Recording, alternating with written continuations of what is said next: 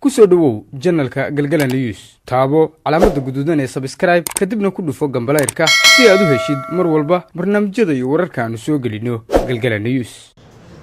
runtii dad badan baa nala shaqeeya laakiin say ahaydna loolama shaqeeyo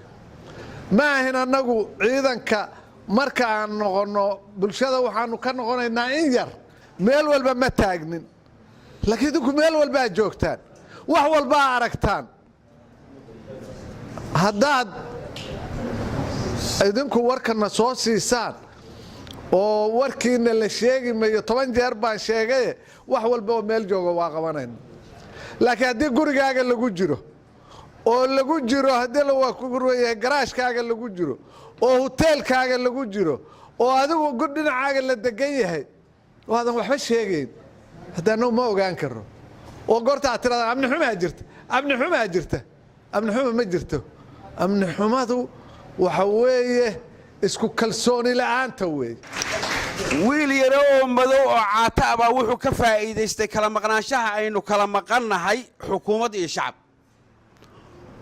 oo wuxuu uga faa'iideystay marna idinku dhuuntay oo gurigu ku dhex jira oo darisku yahay oo ma sheegi kartid haddii marka ay maqnaan jirtay xukuumad indhaha ka qabsata ama aan wax weyn ka qaban arrimaha amniga maanta waa joogtaayoo diyaar baa loo yahay waana danteena qof kasta oo dunida koomka jooga ammaanka ama nabadgelyadu waa dantiisa qofku hadduu nabadgelyo waayo xataa ma cibaadaysan karo cabsi markii cibaadadiisa xataa khatar gelaysa waxa laga yaabaa dad fara badan oo masaajidada jecel inay subaxda gurigooda iskaga dhex tukadaan laakiin masaajidka tagi lahaa laga yaabaa in cabsi uga baqaan oo madaxda inoo timi ee golaha xukuumadda ama laamaha amniga ee uu taliyihii booliska inagala joogo iyo taliyaha qaybta cusub xuseen waxaan xoojinayaa puntland amnigeeda marka la rabo in laga shaqeeyo waxa koow ah in la helo garsoor cadaalada magaalada Boosaaso marka loo eego magaalooyinka kale ee Puntland cabsidu waa ku badan tahay ma dadka jooga fulayo u badan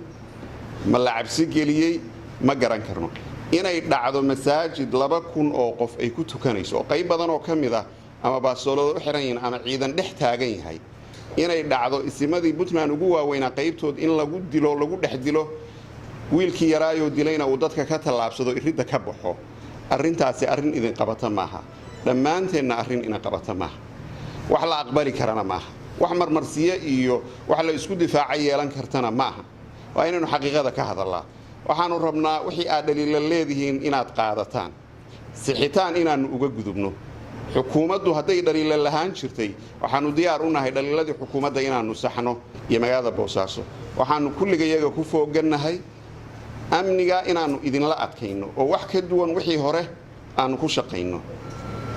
haday dhaqaale u baahnayd oo shalay lagu marmarsiyoon jiray amniga magaalada Boosaaso laguma bixiyo dhaqaale